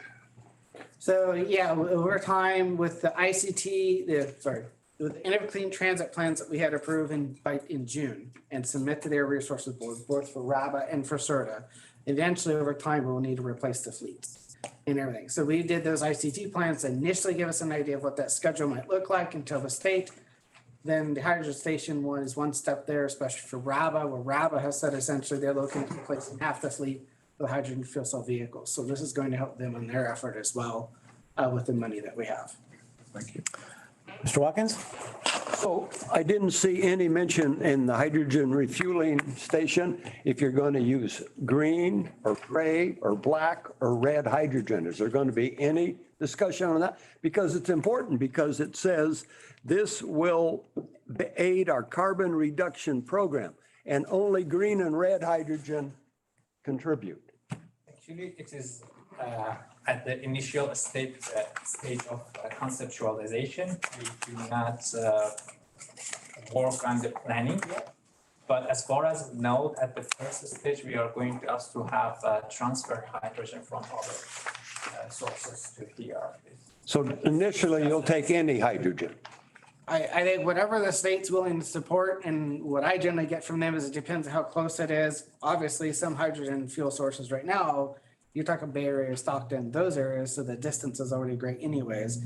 You're gonna lose any carbon credits you get out of that because of the type of vehicle, transporting, et cetera. There's opportunities that we know of, including state hydrogen manufacturing taking place potentially in Oroville. We also know Ready Rancheria is working with a private developer to do a biomass to hydrogen manufacturing plant in the city of Red Bluff area. So those are very close. There's opportunity. But like Maddie said, we're in early stages. We're just trying to be able to work out the agreements and understand how we can get the money set here. So then we can start doing the project planning, the environmental design, and then identify who our fuel sources could be. I would also add that for those of you aware, the Department of Energy at the federal level had recently announced hydrogen hubs in future funding for the next 7, I'll say 10 to 12 years for those projects. That is a potential opportunity through the Arches California Hydrogen Hub to potentially benefit from fuel produced out of those projects for our region as well and everything. So those are opportunities we'll be able to look at as that effort. That's several $1 billion from what I understand. It's 1.2 billion potentially in federal funding, and you're talking about a 50% match in state and private investments. The money. Talking $2 billion. Any further discussion? I have one request, Sean, if you would, with these deadlines, if you could, just to make it a agenda item that we've met those deadlines as they come up. Got, Oh, in terms of our schedule? Yeah. Meeting schedules and stuff? you just let us know we've met that deadline. Yep. Okay, that was an information only item, requires no approval. Item number 17. I'm sorry. Oh, I'm sorry. Go ahead, sir. This is the item I'd like to cover. The floor is yours. Oh, okay, is there a time limit or is it just an ordinance? You get 3 minutes, but go ahead. Okay. Well, I gotta make 3 quick points. And I would urge you to reject, cancel, whatever the correct term is, any further development of this hydrogen fueling station. For the simple reason, there's no conceivable economic use of hydrogen within the SRTA region. Theoretically, someday there may be fuel cells. To be clear, they're not fuel cell powered vehicles. They're battery electric vehicles with fuel cell range extenders. Right. For very long range, heavy trucking, you want to send an 80,000 pound semi truck across the country, maybe you want that. You want an airplane because of the high weight of batteries, maybe you want it.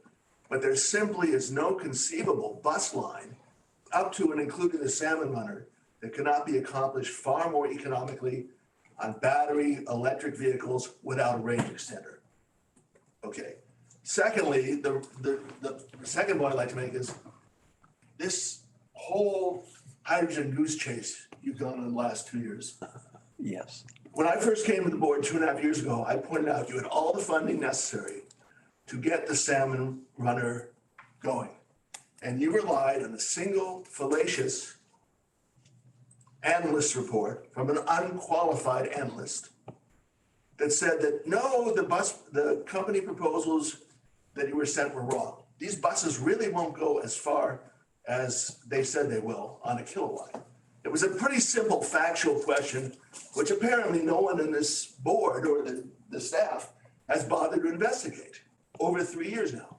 As a result, for 3 years now, there is no bus service anywhere from here. And I just want you to think about, you have fully funded 4 buses, perfectly capable of doing 8 routes a day to not only Sacramento, but I would urge you to go back to the study earlier when you said Vacaville, because you may find, I think you'll probably find customer demand for Vacaville exceeds Sacramento over the long hand. And the capital costs are 99% identical. It's merely a situation, instead of having 5 stations, you put a 6th one in Vacaville. And they departed Williams, of course, and one goes at Dunnigan and one goes south of Vacaville. So I'm just saying that opportunity still exists.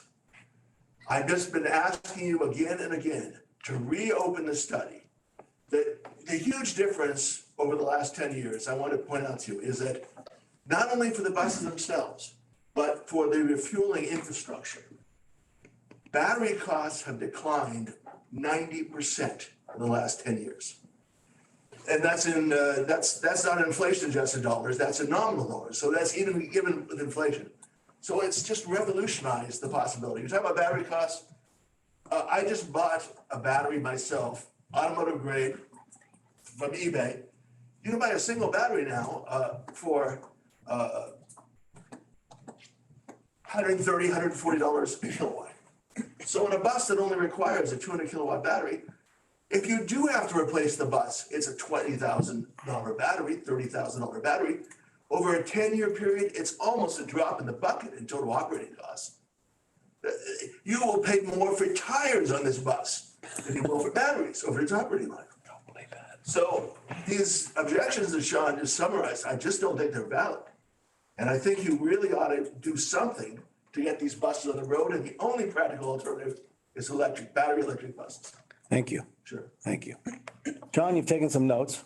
Yeah, no, I definitely taken some notes on there. I'll just add a response on a couple of things. One, and I know we've talked about it in the past as well, is one thing we are working on doing is getting back to our bus to rail study that we had funded to be able to look at stuff to deal with passenger rail and bus and everything. Yeah, and how long is it that bus is likely going to be more of probably the initial solution before passenger rail is likely going to happen? For example, high-speed rail, we're not expecting for this first section to even be completed until sometime starting in 2030 to 2033.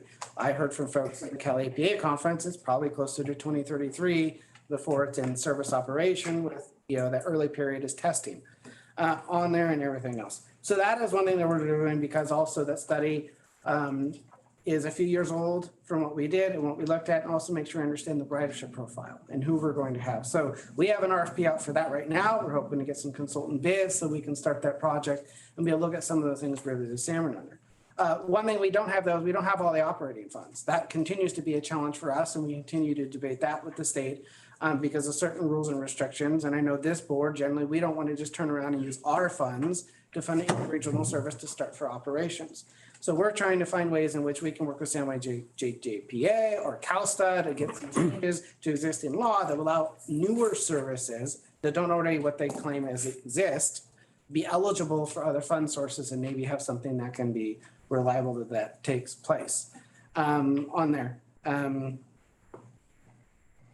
In terms of an unqualified analyst, I'm going to disagree with that comment. Specifically, we went through a bid process to get consultants to advise us who are more familiar with the industry. CTE, who was hired to assist with that, has been in the industry for 10 to 20 years. Jamie Lavin and a number of individuals have been part of that. They're also folks that within the hydrogen fuel cell partnership that has existed for 20 years has said these are folks that know what they're talking about and doing. So I am going to defer to a consultant that we've hired through competitive process to advise. It doesn't mean that technology doesn't change. It doesn't mean that there's new things that happen. Can you clarify, did you say that the people we hired were from that industry? Yes. Yes, there are folks in the industry familiar with hydrogen. So if I want, okay. And zero. So we're basically. Which industry?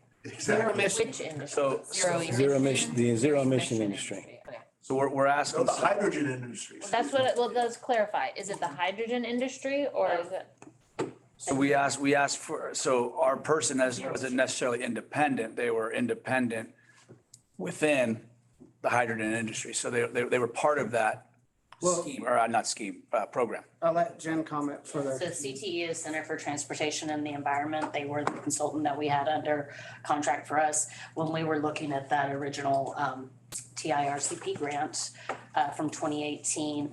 That was, we were working on battery electric vehicles. And so those were the battery electric individuals. The gentleman that Executive Director Sean mentioned is Jamie Levin. He's an expert in the hydrogen side of things and implemented AC. That's Amador Contra Costa Transit's system or assisted with that 20 years ago. So which is an ongoing project that where they've been testing both battery and fuel cell, hydrogen fuel cell electric buses. So both sides they of do that? both, but when we were working with them, it was the battery electric side of the group. And the point, I mean, that analysis that was done was based on kind of, if you want to think about it, warranty, when the batteries are at whatever they were giving us, the warranty was that whether it was 70, 75, 80% of capacity of the battery, would it still make the 165-mile trip? And that's where we determined that over the life of the vehicle, it would not. And that's why we decided not to go with battery electric. Chair recognizes Mr. Watkins. I would just make a comment that the gentleman's correct, that hydrogen is not a fuel. It is a manufactured, like compressing air and then using that air to run your engine. It's not a fuel in itself. And so he's correct. I don't believe he's correct on batteries in that, yes, they've gotten cheaper, but they were highly dependent upon China, our most reliable ally, you know. And the CO2 that is produced to mine the lithium, there's probably, who knows what's really happening there. So there's a trade-off. And then the third thing I'd mention on the salmon run, we just had a presentation by EDC today, and they're talking about growing the Reading Airport with flights to Las Vegas and Denver. If they really ever get, they have one to San Francisco, they have one to Seattle. If they got one to Denver, we don't need a salmon runner out of Reading. That's right. And they're working on that. I'm going to close that discussion and it's just an update. It requires no action on part of the board. Comments are noted, sir. Thank you for your presentation. I didn't mean to cut you off, but I thought the first thing you asked about was your item, my fault. So appreciate you taking the time to come today. I'm going to move to item 17, suggestions from the board relative to potential topics for future meetings. What do you want to talk about next time, Greg? Well, again, going back to EDC, this just a couple hours ago, I just learned about Forterra is working at the cement plant. We used to be Calaveras, and which is now Cal Portland. And they are taking and capturing the CO2 that is coming out of the stack, mixing it with the limestone and producing a cementatious product that goes back into it. And back here, we had a report on item 15 where the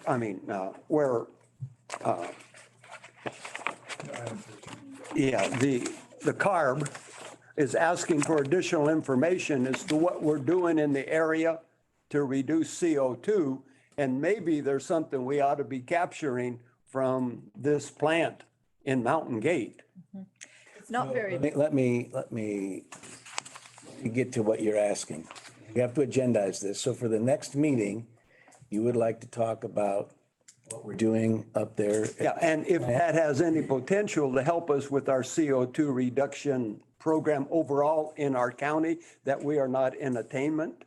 So the cement plant, unless it has a transportation element. They have their own. Then it would not be something that we factor in within the regional transportation plan, because our plan of what we have to look at is specific on-road emission sources.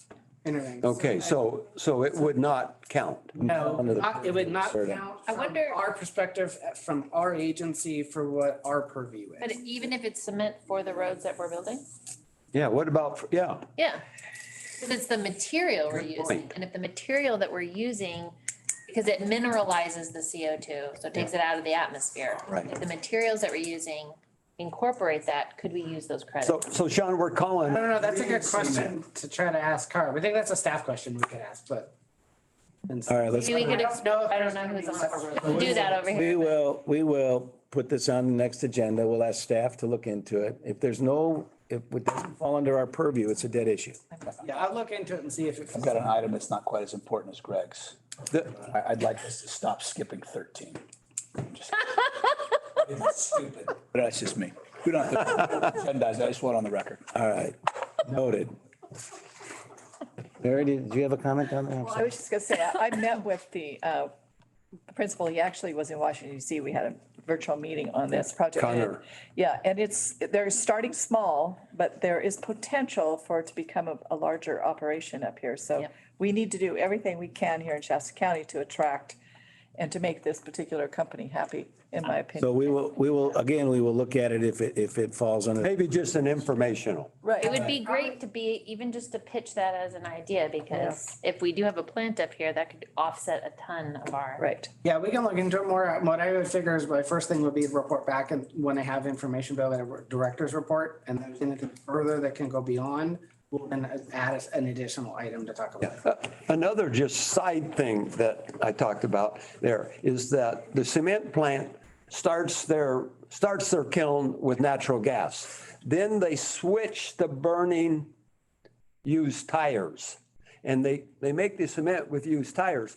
Then this company takes the CO2 out of the stack from those used tires and captures it. And the steel cords in the steel tires add as an additional flux that is needed in the cement process. So the whole thing is kind of very interesting, and I knew very little about it before today.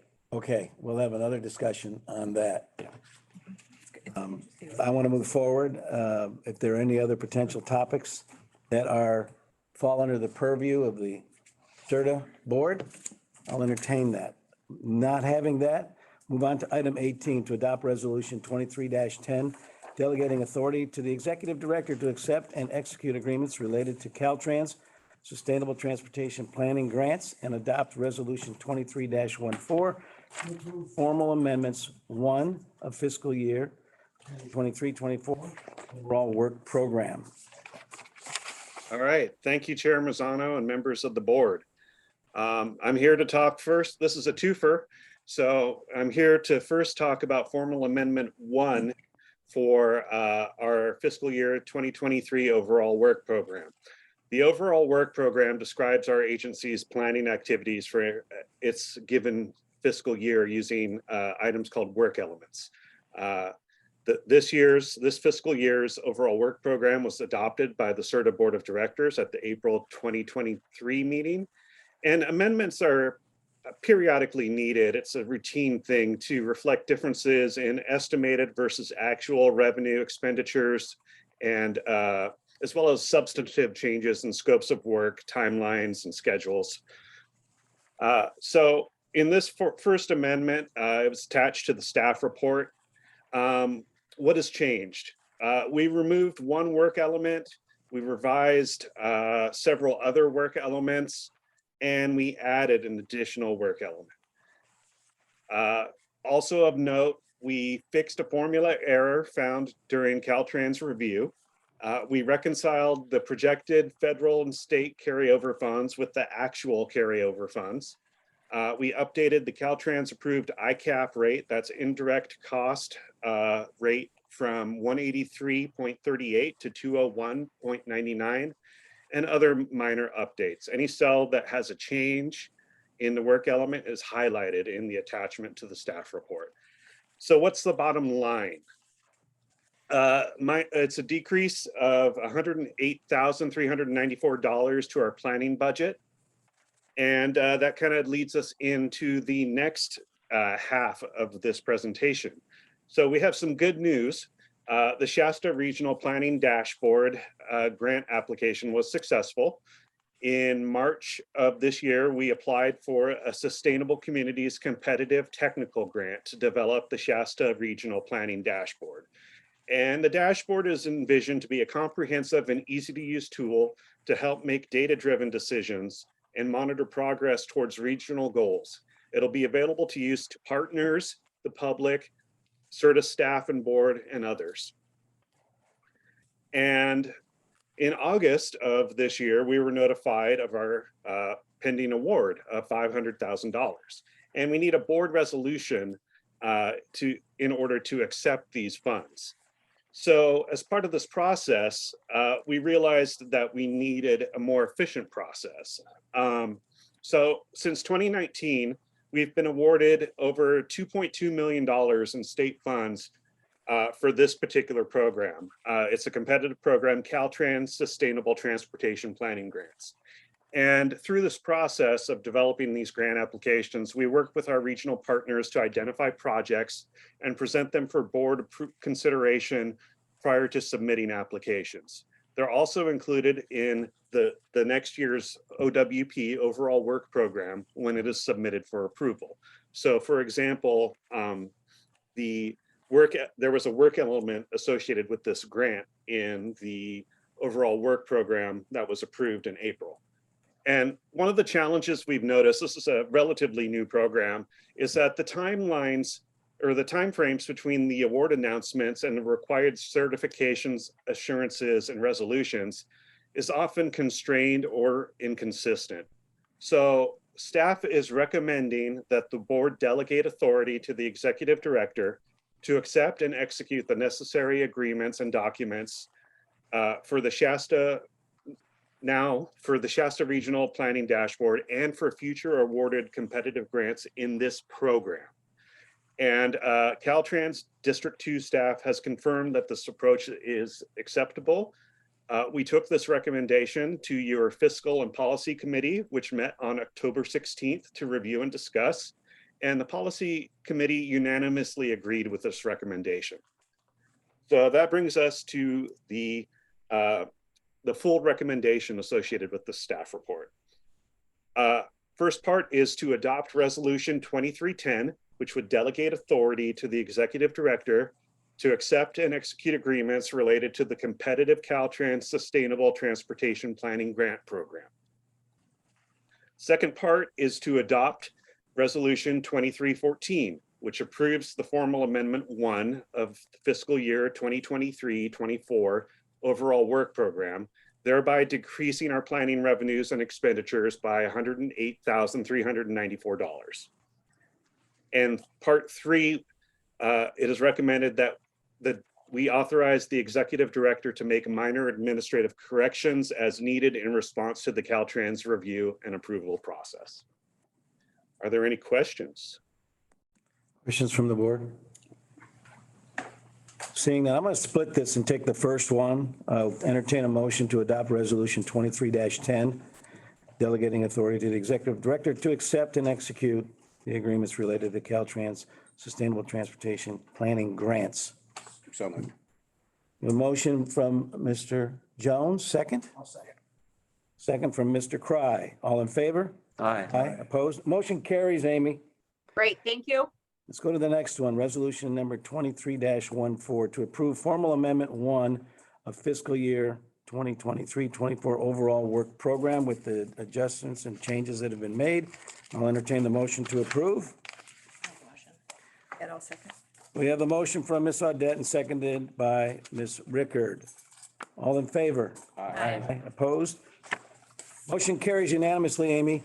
There's a third one that you're asking for, Michael, that's not on the agenda. Could you bring that back, please? What was it? It should be up on the screen there. Item number 3. So 2 and 3 are kind of combined.